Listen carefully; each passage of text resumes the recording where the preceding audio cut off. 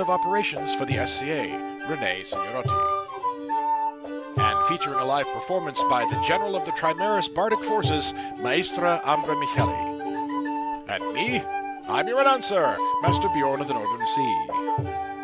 And here's your host, Master Laertes McBride. Good evening, everyone. How are you? Before we get any further, Renee, yes, I know the VO is wrong. It should say Vice President of Corporate Operations. My mistake, not Bjorn's. So I just wanted to get that out there first thing because, yeah, my fault. Anyway, hi, everyone. Hope you're having a good evening. Thank you for joining us this week. A couple of little things before we bring Bjorn on. Just a reminder for Caid. Currently, we have coronation scheduled looking at July 10th and QC the week after that. But of course, the Kingdom Seneschal and their majesties will have an update as it approaches. But for planning purposes, that's what we're looking at right now. Because of course, we have that guidance from SCA Incorporated that we could start looking at events, practices, and such starting on June 1st. And I'm sure, yes. Thank you, everyone, for supporting me for making a mistake as I look at the comments. In addition, well, you know what? For the in addition stuff, let's go ahead and bring Bjorn in. So he'll be here in just one moment. Here he comes. And hello. Hello there, sir. How are you? I'm doing quite well. We are just surrounded with all kinds of information right now. Yes. So a couple of things I thought I'd bring you on. First off, just a quick shout out. We'll get a more detail next week on it, but the technical symposium online, how to kind of have the SCA exist in the digital environment, lots of amazing classes, and well, one by us, is going to be May 1st and 2nd. We're going to have more information about that next week, but please put it on your calendar, look on Facebook, it's out there. And then, oh, Bjorn, hey, don't we have a special announcement for this morning, or this evening, I should say? We do indeed. Ladies and gentlemen, just so you know, this is something that I'm very proud of, and that we are going to be having Bardic generals and commanders of the Bardic War pretty much from now until the Bardic War occurs. But perhaps more so that I find even much more of a challenge for us is that we, live from Caid, we are the official variety show of the Bardic War. You can even put that on a t-shirt, and we may. So we are the official variety show of the Bardic War. We're very excited, and it's going to be neat. It's going to be amazing. Yes, we're going to have some special features associated with us, so please continue to watch every week.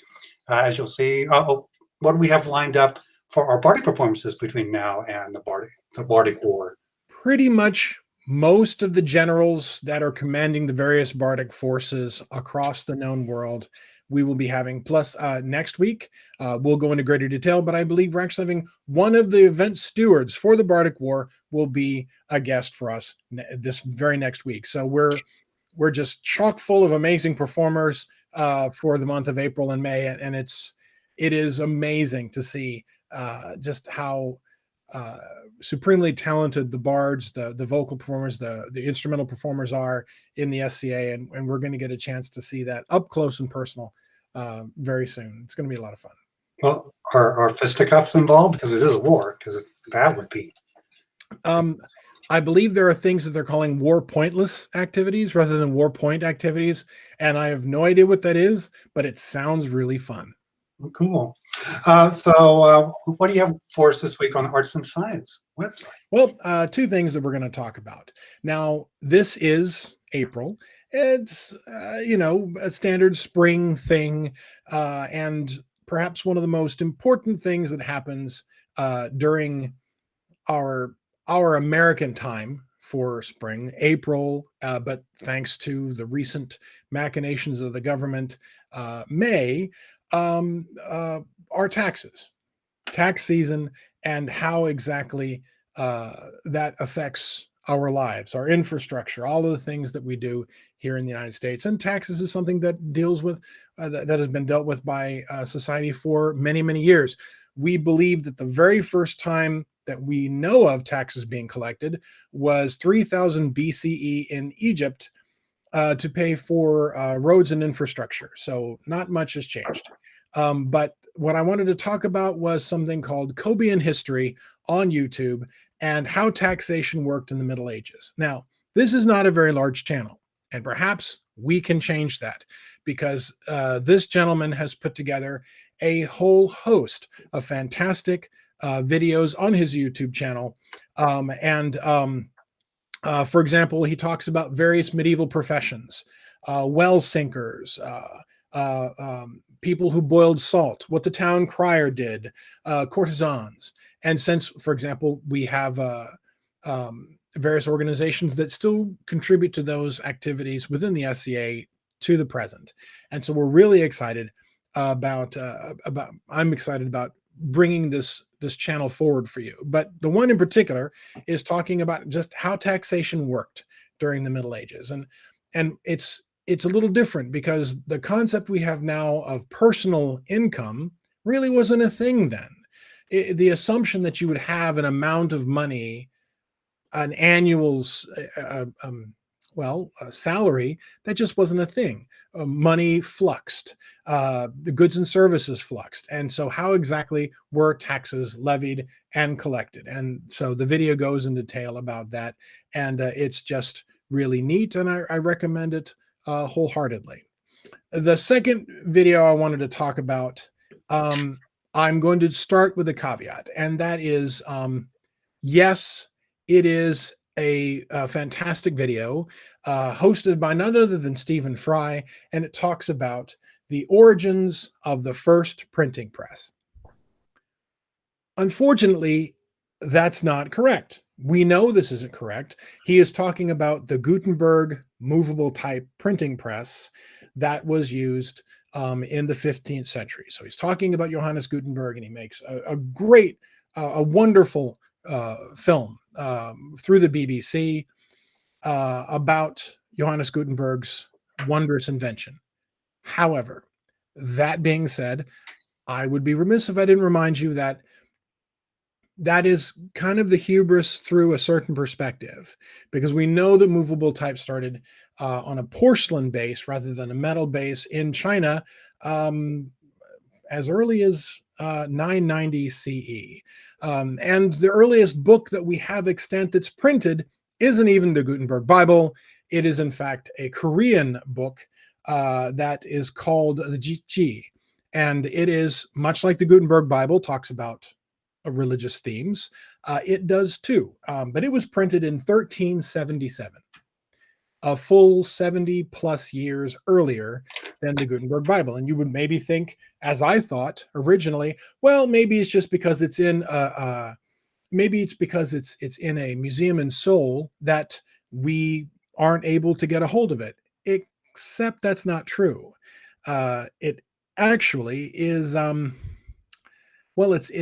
It's in the Bibliothèque Nationale de la France. It's in a French museum, and they won't give it back. So there's actually a little argument between the countries of South Korea and the country of France about who should continue to hold on the book that is arguably one of the most important incunabulum, which means books printed before 1500 in history, because it is the very first. And we only have one volume of it left, and it's in France for some reason. But at any rate, so while I do want to talk about how amazing Stephen Fry's video is about Gutenberg's printing press and all of the steps to go into it, they even recreate one. It's a fantastic video. I must preface by saying, to be honest, it doesn't really talk about the first movable type printing press. It talks about the first one in Europe. So just for transparency's sake, I bring that up not to bash on Mr. Fry. I absolutely love and adore him, or on the BBC or their history era. I just think that at the time that it was made, the scholarship was there, it was present, we just weren't paying attention to it. So those are the two videos that I wanted to talk about this week. I'm sorry that I went on a bit of a tangent about one, but if we are going to recreate history, we want to also get our facts straight. And that is one of the ones that has been a glaring error that I was taught in school, that Gutenberg's book was the very first one. And it wasn't until I was much older that I found out that it simply wasn't the case. Well, very nice. Well, thank you for that information about the printing press. You certainly are a font of knowledge. You're welcome. When I leave open a double wide barn door, what should I expect? I mean, really. It's true. I mean, easy enough. I'm just that type. Anyway, who do we have coming on first this evening? We have the corporate operations vice president for the SCA, Renee Signorotti, and she is someone that has just been. You can't really quantify how important she has been to the SCA, and we're very fortunate to have her on with us this evening. Oh, great. Let's bring her on. And she's going to be on right about now. Hello, Renee. Hello. How are you? I'm good. How about you? I'm great. Live from Milpitas. Oh, yeah. From the office, even. I know. We're looking behind the curtain right now. Wow.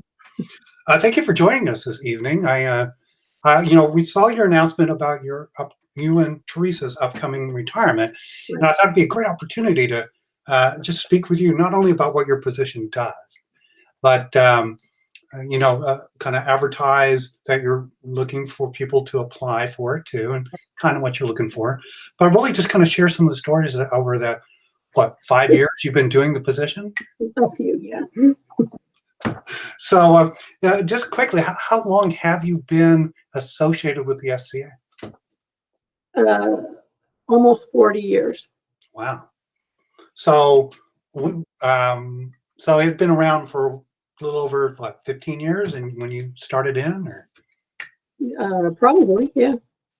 So what does the vice president of corporate operations do? I move a lot of paper. We manage, we run the membership part of the organization. So that would be, the renewing your membership. Correct. If you have problems, because now everybody manages their own membership. So like 99.9% happens that way. So if you have problems, you want to call us, we'll reset your login or, work with you on pretty much whatever you need to do. We can make it happen or tell you why it can't happen. And if you have a subscription, would they call you too and say, "Hey, where's my TI?" Or absolutely. Yep.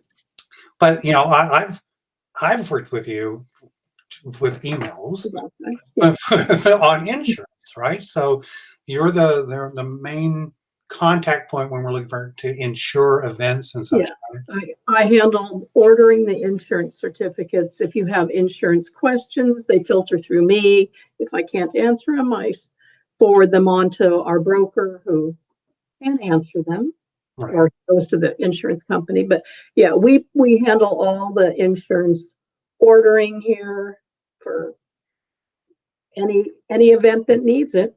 Right. So I would imagine y'all are kind of, I would say, girding your loins for a kind of a rush of applications coming up. I hope so. I really hope so. So I would think at least people have a little understanding that, yes, you're going to see kind of a more than usual kind of deluge. We could, but not necessarily, it varies. It really varies. But I do want to point out that the insurance ordering instructions are up on the website. If you have questions, you need to call. And we are not doing the 30-day requirement. There's just no way right now. So there will be no late fees. We're willing to work with everybody to get this rolling as easily as possible. So as I would say, as the presidents and chairmen come and go, as they normally do in this organization, you've kind of been like solid rock that's been there for, like you said, for 40 years, right? So the institutional memory is you, right? Luther Fulton. There's a lot of people around that certainly have good corporate memory. Right. And so and Teresa, what does Teresa do? That she's also retired. She's my admin. Okay. She likes being behind the scenes. So, and she does it very well. Right. So, Right. yeah, we started working together when she was 18 at a different company. And then we changed jobs, we had families and all that. And now we're ending our careers together. So she was fresh out of high school. Wow, that's very cool. And so, like for the corporate office, it's there in Milpitas, California. Sure. And how many people are in the office on a regular basis? Is it Right now? It's just Teresa and I, and we're not working together right now. right? But So, non-COVID, it used to be much more. It used to be 4 to 5 people in the office, but people have left, and we've just not needed to replace them because of everybody managing their own memberships now. That made a huge difference in the pace of the workload. Just everything about membership processing changed dramatically. so we look at it from from the outside. It's like, well, things just magically happen at the corporate office, and and then the board of directors make people upset. But getting things to work and to keep that nonprofit, corporate, real life aspect of the corporation, as boring as that sounds, that's really a lot of you're shepherding that through on a day-to-day basis. Yeah, I handle the business side of the corporation. So the taxes, interfacing with the auditors, although Mizelle Atia, the treasurer, but interfaces with them too. But, any corporate thing that needs to be done is done through this office. Wow. So when you're looking for a replacement and you're looking at resumes and CVs coming in, if I've read right, you're looking for someone that's based in the immediate area around, right? Because you need to be in the office. Well, within a couple counties either side of me. Right. Yeah. And what kind of qualifications are you looking for someone that might want to apply? To be perfectly honest, I'm looking for someone that has good general office skills, good, strong customer service, because that is the biggest part of this job is customer service, and common sense, basic accounting, because we have professionals that handle, that we have a CPA, we have an outside bookkeeper, partly because we're a very small office, and that's kind of security measures that we use. And you don't have to have a PhD to do this job. You have to be able to work independently and just be self-motivated, really. And then you're also hiring to replace Teresa, correct? Well, actually, we're going to hold off doing that a little bit, just so the new person replacing me will have the opportunity to be in on the interviewing too. They're going to be the ones working with them. They need to be able to fit. So. Right. And for anyone that's interested in the position, do they just go to SCA.org or or it's in the? They can send a resume to resumes@sca.org. They can email me their resume and copy the president. Mail it, fax it. Mail? What's that? Oh, go to Indeed.com. Fax? My goodness, I remember those. Yeah. It rings occasionally here, very occasionally. Now, being there as long as you have, I would assume this past year is probably the most challenging year for the organization. Not necessarily you, but just kind of adapting and restructuring and kind of. Okay. Well, what would be? Because from my end, things have not changed other than financially. We're doing the tap dance for that, and we've been lucky. We've been very lucky so far. I mean, things are very tight, but we've managed. So right. From the business side of things, it's just the financials that have changed, really. Well, I haven't ordered insurance. Maybe once a month I order an insurance certificate. But yeah, it's been scary for sure. I have lost sleep. I'll say that. But we're from this perspective, knowing that there's dedicated people there that are losing sleep to make sure the organization continues. That helps us kind of churn through it too, so, right? So. So, what would you say is the biggest change in the corporate side of things in the past 40 years as you've been there? Oh, member management, absolutely. When we switched over to members only, and that changed everything. And at first people were, I don't think this is going to work, but it's actually panned out to be quite good for the organization. So hopefully more will come of it too. There's a lot of modules to be utilized, and pretty soon we're going to open up the event module, and that'll be really good. But with the event module for applying for events, the Kingdom Seneschals and the Kingdom Exchequers will be invited for a show and tell in a couple weeks with Mizelle and I, and so they can see the event module. Last year, the big test was Gulf Wars used the event module, and we tested every possible aspect of it, up to and including refunding, a whole lot of money in a very short period of time. So we know that it's a robust system, but it's been shut down. Members Only was very kind and shut it down and didn't charge us for that module all this time. So we're opening it up now and moving it along. So you're able to do side fee payments and stuff for it? Everything. Wow. Well, that'll be great. Including if you're a non-member registering for an event, it will draw the non-member surcharge out, and yeah, pretty cool. That's awesome. Very cool. This is the point of the conversation. I hand it over to my friend Bjorn to come in and ask some questions. I will step away, and Bjorn will be here in just a moment.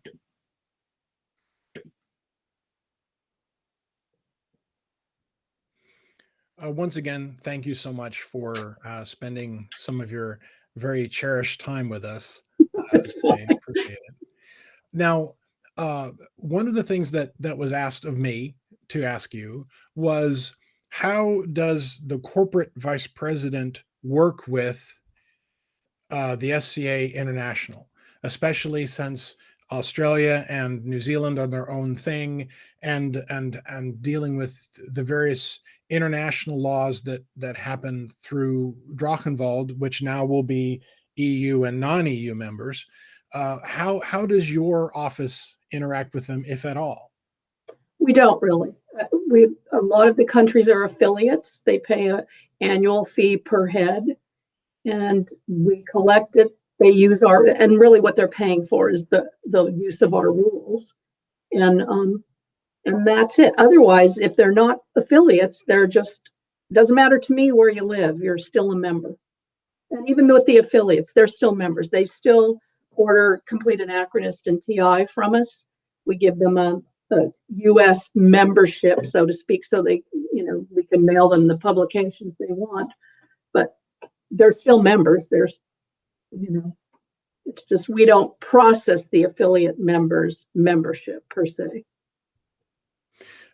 Also, when dealing with insurance, so we have professional people that we talk to about our insurance and what we do. So we have insurance adjusters and those kinds of things.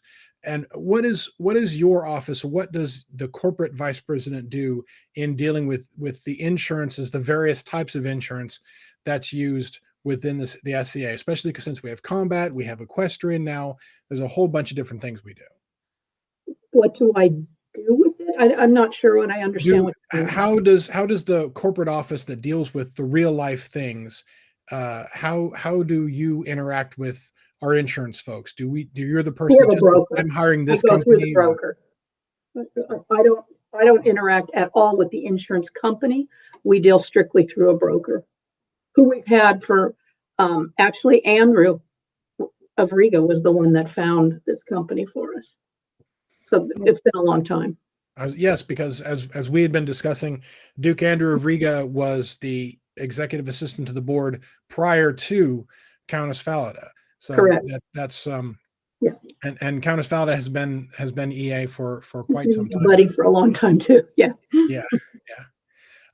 The other thing I wanted to talk about is so you have the affiliates, whether they're a member or not is what's important. But in the contiguous United States, we have a couple of we have two kingdoms that I'm aware of that cross borders. So I believe the East has holdings in the United States proper in Canada, and so does Ontario. Is there anything special that your office has to deal with when dealing with international things? Well, the international, if we have to do accounting business with Canada, we can't use our U.S. CPA firm. We'd have to go out and find a CPA firm there. We have a separate law firm that handles our province registrations for us.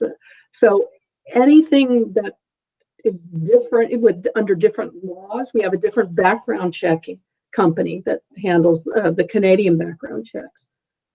All of that is on top of what's done here in the U.S. So, we have the expenses here just to run the corporation, and then we have the added expenses of operating internationally, primarily Canada. The Europe we don't really touch too much at all. It's rare that I have to do a bank account authorization for them. They handle their stuff pretty much internally. So now that you are going to be retiring and getting a chance to step away from the work, if you could give one piece of advice to your successor, and what might that be? Be kind and listen. Seriously, especially right now. We get a lot of people that call, and you can tell they just want someone to listen to them. And that's good. That's fine. That's good. So really, it's all about being kind to each other. Well, you did say that customer service was a very big part of your job, and I think kindness definitely lends itself well to that. It's what makes this job fun, because really, we have no other contact. It's not an open office. People aren't coming in and leaving unless it's the UPS driver once a quarter or something. But we pretty much operate in a vacuum. We have to entertain ourselves, and really giving that service is critical. So, well, I want to thank you again for all of the service that you do, and customer service being what it is, especially in an era where any kind of human contact has been critical for the continued existence of the SCA, which is why our show exists, why so many other shows exist, whether it's between two peers or the various teas or Ask the Knights Live or all the other programs that exist. They existed to fill the vacuum, the very large vacuum in so many of our lives when we weren't able to visit with our friends. And since you've been kind of in that vacuum for longer, since there's not a lot of interaction with Milpitas, I wanted to thank you for lending some of the mojo to the rest of us. I got mojo during this time, because it's definitely been a challenge that would have been a lot harder if it hadn't been for you, if it hadn't been for John Fulton, if it hadn't been for the other folks that have been working so hard to keep the organization going. And the last thing I wanted to ask you is, what do you want to see the SCA do once you step away? What is if you could just kind of show up and give a gift to the SCA as a whole, what would you want to do for it? Oh, I want to see it continue and thrive. I'd like to see the numbers go up. I'd like to see more outreach. It's been a great job. And I hope the next person, loves it as much as I've loved it. That's it. You're gonna make me cry. I'm sorry, Miss Renee. I didn't mean to. I just, you've always been such a wonderful person. It's been wonderful talking to you this evening. I wanted to thank you for taking the time to see us, and I'm going to go ahead and turn this back over to Laertes so we can just have a little more good-natured fun before we move on. Oh, thank you so much. Yeah, thank you. It's been fun. And I'm back. So you can hear me, right? I can hear you. So I did have a question. I have two questions, and then we'll do the silly stuff. So let's say it's 1 month after you've retired. What are you going to do that day? Swim. And, I have grandchildren that need me. That's the important one. Yeah. Yeah, my mom retired and moved out here to be a full-time grandma. So that's an awesome job. I'm in the middle. So I'm right in the middle of where my kids all are. So. And then, do you know why Milpitas? Was it like they had a map and they just threw a dart, or how did it end up in Milpitas? Oh, because my neighbor, who used to be the registrar, Cleveland Show, moved in, and we got to be good friends. And she asked me one time if I wanted to help do the books for her. I had a nursing baby and a 2-year-old, and it was a great job. Yeah. That's so cool. All right. So now we come to the part of the show where we ask you trivia questions that are only slightly related to what we've been talking about this evening. So Bjorn, what are we calling the game this week? Miss Renee's game is Take Out Wrenched Ankle. That's right. So you're the VP of Corporate Operations. So I thought it'd be fun for me to list off, the game Operation, where you have to move the little things and it buzzes, right? I do. Oh, I do. You'll be playing with your grandkids, right? So there's a bunch of different versions out there nowadays, all different themes. So I'm going to read you a description of a themed game of Operation, and you just need to tell me if it's a real one or if I made it up. Okay. You good with this? Okay. I'm good. Okay, so let's go, and people play along at home. So it's Operation Mandalorian. And what it is that you have the child from the Star Wars TV series, and you have to remove objects like a frog and a cup of broth and an egg. Is that a real one or a fake one? Oh, I think it's a real one. Yeah, see, we start easy. Yeah. Start with the wind. Sorry, my daughter's texting me. Uh-oh. Okay, so one that's Operation Doctor Who, where you remove items from a Dalek, but instead of a buzzer, it screams exterminate when you touch the sides. Oh, fake. Nope, that one's real. You can only get it in the There you go. There you go. Let's see. I want that one. Doesn't that one sound cool?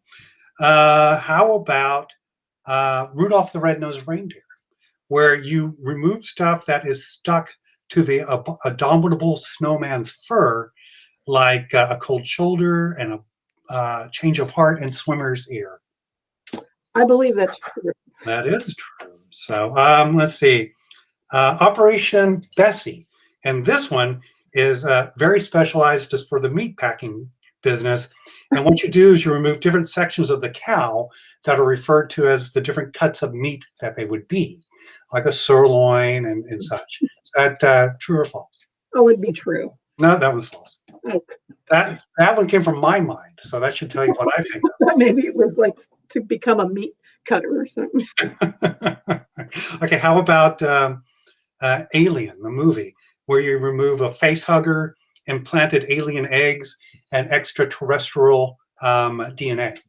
Sure. No, that one's fake. We only got two more. How about Operation Nightmare Before Christmas, where you operate on Oogie Boogie and remove stuff like Clubfoot and Dizzy Spell? Yeah. Yep. Okay, last one. Here we go.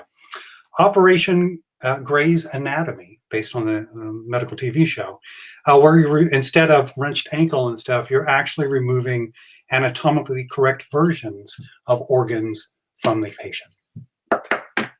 I'm going no after Yeah, the that is correct. See, that one I went to the well too much. So, you got over half of them right. So I think I know what you're going to be buying your grandkids for Christmas. Oh, that game is so old. I believe I still have it in the closet. Well, I have it too. So anyway, thank you for indulging us and coming in and talking about the experience that you've had over the past 40 years, just working and supporting the SCA, doing the work, doing that support so the rest of us can go out and have a good time. That's what it comes down to, and spend time with our friends. I mean, we were talking. You don't even really play the SCA, right? I do not. That doesn't mean that sounds bad. No. That I'm interested and all of that. It's just this is my job, Right. and I kept it in that box. That's awesome. And the fact that you did, and you were so dedicated, and kept us moving forward.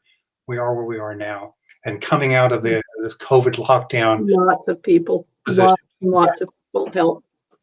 So, but I just want to say thank you from me. Thank you. Appreciate it, and appreciate your time tonight. I know you have another one of these that doesn't have a tribute game at it coming up later this week.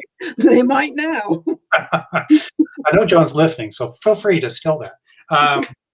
But again, thank you for your time. I do appreciate it. Thank you. And have a good rest of your evening. You too. Thank you. Thank you, Renee. That was great. A supremely dedicated woman, and we're so very thankful. I know I keep saying that phrase over and over again, but it rings true. It really does. To especially lean times, not so lean times, all of that, just to continue to make us the organization that we are, and to keep us afloat when things were happening when they were. There's really no way to really measure just how important she's been to the SCA. And those, as I've said before, those shoes are going to be really difficult to fill. So everyone else who's still a part of the organization will definitely be chipping in to continue the success that she was able to do. Yeah. So for those that are interested in applying for the position, there are links in the chat. Not only did Bear Killer put the job description out there as a link, the information, the resumes at sca.org, all that information is out there if you're in that area. So it sounds like a grand opportunity to help us move forward and get back on our feet. So that's Absolutely great. All righty. So who do we have coming up next? We have next, as you know, we have the first Bardic War coming up, and we've sort of organized in vast geographical entities. And so, for example, we in Caid are part of the Western Alliance, which also includes the West and Antir, and I think a couple others. And so we will be facing various generals, and the general of the Trimaris Bardic contingent is joining us this evening, and that is Maestra Ambra. So she's joining us tonight. Well, great. She's been very patient, so let's bring her on. Hiding all the way over there in Trimaris. So. And she'll be on in just a moment right now. Hello. Hi there. We are coast to coast. So how are things in Trimaris this evening? Warm, as is traditional for our land. And yours? Or I would say warm and damp, right? That's pretty much Trimaris.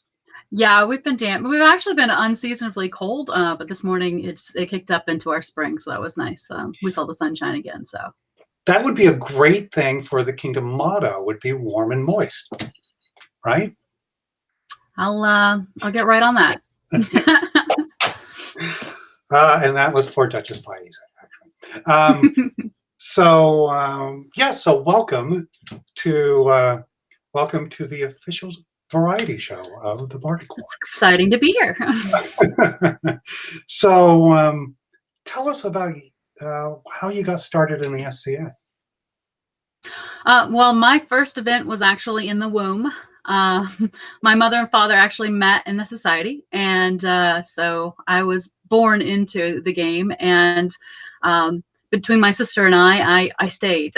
Typically there's a joke of people who have grown up in the society where you're either a lifer or a never againer, and so we got split down the middle. My sister still occasionally comes out, but it was a musical outlet early on, and my father slowly coaxed me toward the Bardic arts growing up, in that he told me I could stay up for as late as I wanted to, so long as I stayed by the fire, which is where all of the activity happened anyway for a kid. All the stories of, lore, past, and adventure, and being able to stay up past your bedtime, for a 6-year-old is like a really big thing.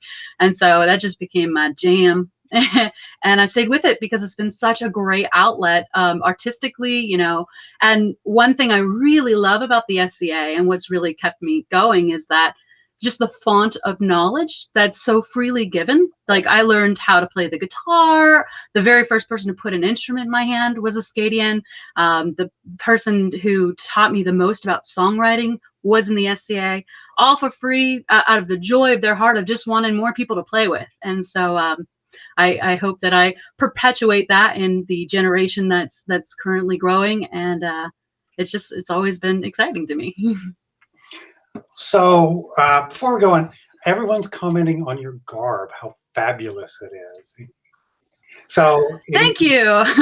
Anything you want to say about so absolutely. So I actually grew up in a handful of different kingdoms, but primarily in Atlantia.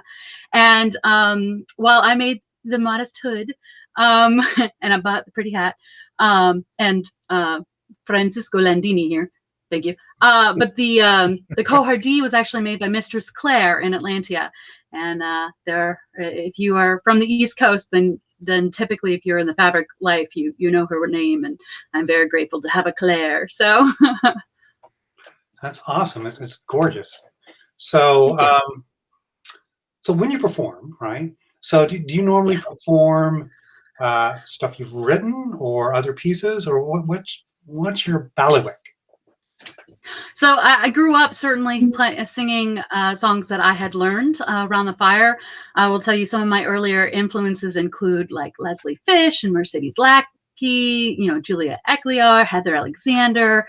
Eventually that evolved to also be, Scadian artists such as Neil and Bryce from Atlantia, Rosalind Jahan, if you know her, who did Peasant Night.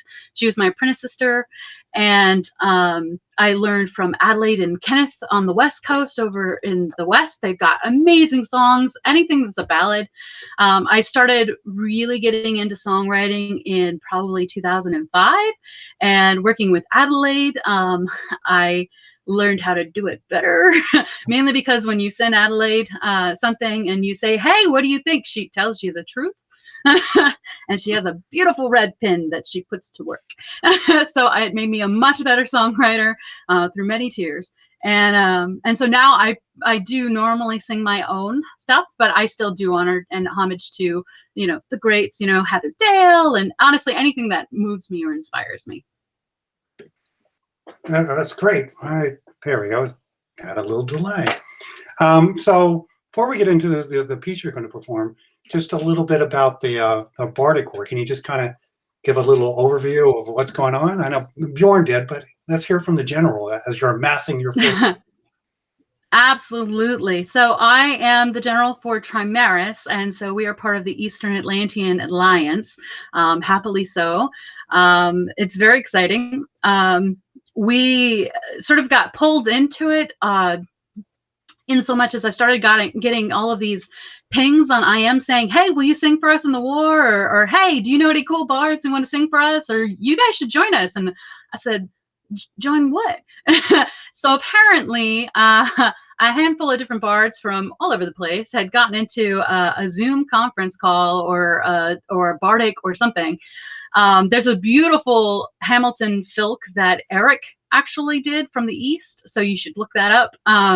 That actually breaks down how it all went. We all got to participate a little bit and sing the song, but basically, you know, Hilla and Atlantia started, you know, laying down smack talk, and everybody sort of rose to the challenge, and everybody just got really excited. And then somebody said, "Oh, cool, let's have a Bardic war." And then, like, after it was all planned out, people decided, well, maybe we should talk to our royals about this too. And so they eventually got their buy-in as well, very happily, very excitedly. A lot of them actually participated in some of the marketing early on. And so, yeah, we threw something together because we bards were lonely and we wanted to sing more. And so, ta-da! Awesome. So here's a grand opportunity to talk smack about the other forces that are amassing to test your metal. Go for it. Well, you know, all I can say is that I hope that everyone has fun and that everyone is able to showcase their best, and, you know, everyone's metal will be tested.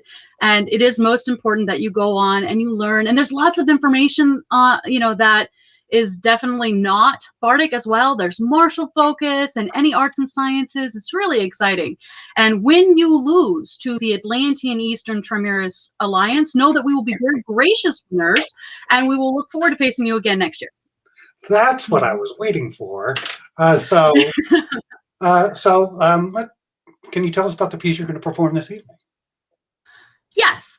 So many of the pieces that I write are inspired by the field. I've been fighting heavy combat since I was about 16 years old, and mostly just a war dog, though recently I've taken to tourney and trying to get better. And so when you're in armor and you feel the ground shake beneath your feet, or, you know, you feel something crash against your shield, I mean, there's no better Bardic fodder than that in many instances. And so this one I actually wrote after the third day of fighting at Pinzik. And Trimaris that year had a much smaller fighting contingent than it had in years past. We had literally 7 fighters. We were called the Thin Blue Line on the field to aid the Alliance. And I'm lying in the tent, and it's hot and it's muggy because Trimaris is camped down in the bog. And I feel like I'm going to die. And it's time to rally. It's time to get up and put my armor on. And all I can think of is, I don't want to. But I also know that there's only 7 of us. So every one person who calls quit, you know, makes her little thin blue line thinner. And so it helped to inspire this war that I actually wrote at the war and sang the next day. So that's the one I'm going to perform tonight, and hopefully inspire you to join our Bardic war and the wars to come. Oh, awesome. I do have one quick note. When you're performing, could you just look at the camera? Because people are asking, because you're looking, there yes. you are. I'm so sorry. Yes, absolutely. I'm looking at you, and so yes, I'll look at that. I don't blame you. I look at myself. So with that, the floor is yours. Awesome.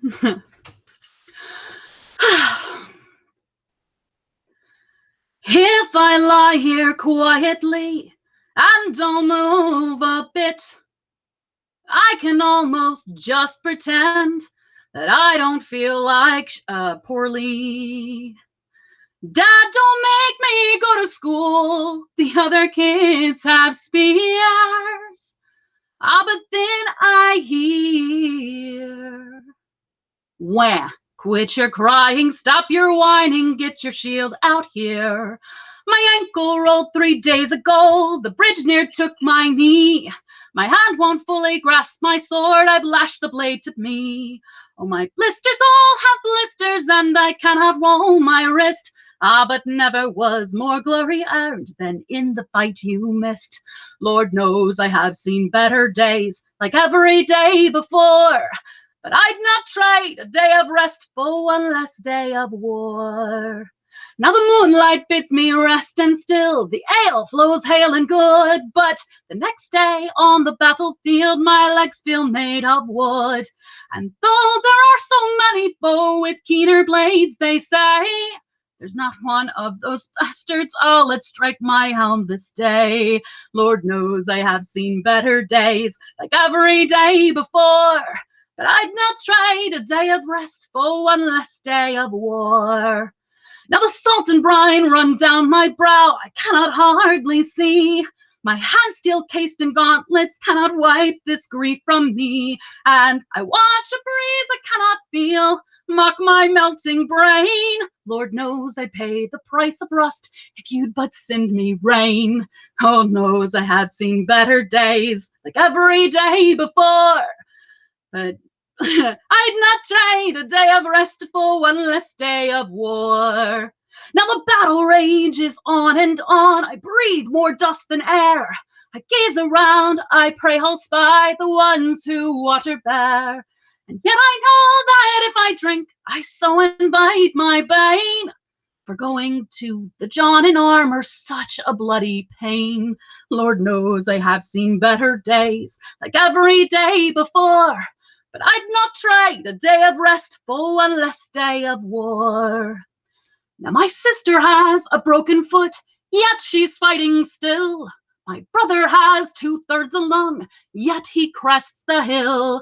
A duct-taped warrior takes the field, ardent in his quest. How can I ask? They bear my share of battle while I rest.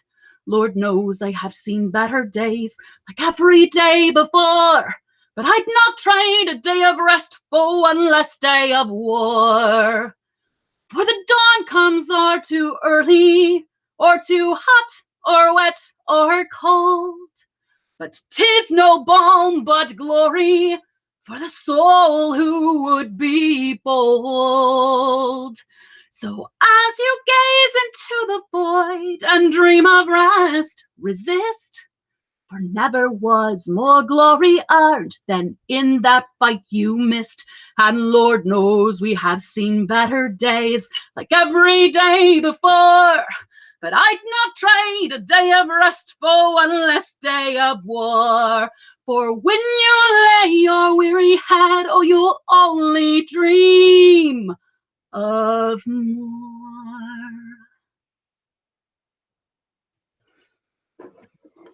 Wow, very nice. Now I want to go to war. Right? Exactly. May. I know. Let's bring Bjorn in. Hey, Bjorn. That was awesome. Yeah. That was absolutely amazing. awesome.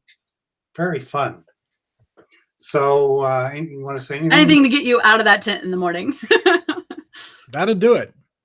That would do it, definitely. So that was awesome. I look forward to cheering on the respective teams for the Bardic War that's coming up. And it should be lots of fun. Thank you so much for joining us. It was a pleasure to meet you.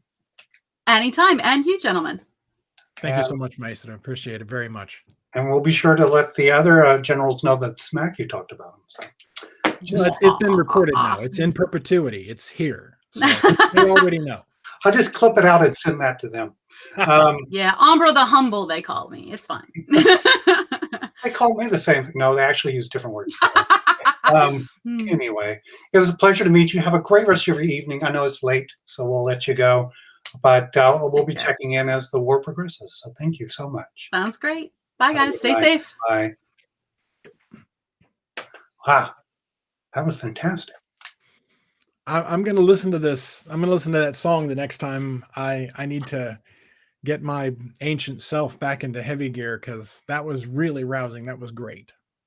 Exactly what we need right now. So yeah, and I learned a lot from Renee. We can't thank her enough for the work that she's done during her service with the organization. So it's fantastic. Absolutely. All righty, so let's talk about who we have coming up next week. Well, next week, I saw an interesting story that the Kingdom of the East is going to be doing a bracketed crown tournament. So we're doing smaller tournaments in local geopolitical areas and rolling forward to a bigger finals and such. I don't have the full details, so their majesties of the East, Tyndall and Albrecht, are going to be coming on the show and talking about how they're going to be selecting their heirs through this unique crown tournament. So we are very lucky that their majesties are taking time out of their evening, especially being on the East Coast, to come and speak about this unique solution they've come up with to select their heirs. And who do we have for our ongoing Bardic War warm-up? Well, the Maestra had actually mentioned the person in question. So Hilla Stormbringer, who is one of the co-event stewards of the Bardic War, the original smack talker, if you will be the one that will be joining us on the 19th. So that is who we have joining us next week. So gauntlets have already been thrown and one's about to get picked up. This is going to be fun. Yeah, it's going to be great. And we have a lot of programming and special stuff we're going to be doing leading up to Bardic War. So be sure to check with us each week. So I think that brings us to the end of the show. Bjorn, thank you so much. It was great to see you, my friend. Thank you. Always good to see you as well. And to everyone out there watching us, be sure to come back again next week when once again we will be live from Caid. From Caid. We'll see you then. Bye, everybody.